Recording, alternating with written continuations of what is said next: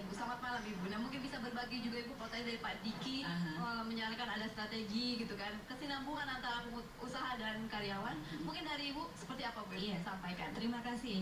Saya sendiri perusahaan saya bergerak di bidang kedokteran, farmasi dan alat kesehatan. Dan baru-baru saja juga saya membuka bisnis baru di bidang handicraft. Itu nanti pertanyaannya akan lebih banyak ke Ibu mungkin.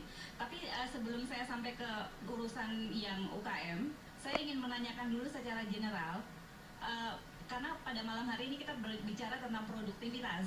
Saya pribadi sebagai pengusaha sering mengalami kesulitan dalam hal mencari tenaga-tenaga yang siap pakai, begitu ya. Ini juga saya diskusikan dengan Pak Sarman tadi pagi.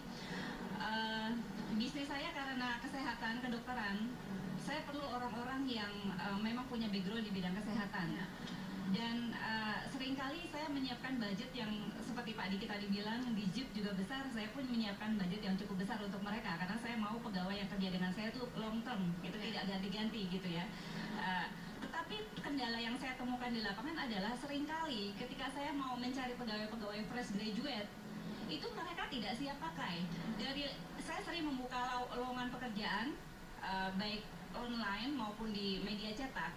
Yang melamar itu banyak sekali. Kalau saya buka lowongan pekerjaan sekali saja, itu yang melamar bisa 300 sampai 500. Cukup melelahkan buat saya dan orang manajer HRD saya untuk menginterview.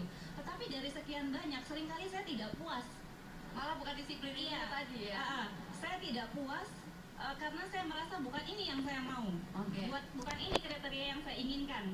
Jadi saya selama ini berpendapat, kenapa banyak sekali lulusan-lulusan yang baru itu tidak siap pakai, gitu ya. Kalau akhirnya saya cenderung untuk mendapatkan pegawai dari perusahaan lain atau berdasarkan rekomendasi untuk masuk menjadi pegawai saya. Tetapi hal ini kita harus pertimbangkan juga bahwa sebenarnya akan lebih bijak kalau kita membuka lapangan itu untuk orang-orang yang baru lulus, fresh graduate.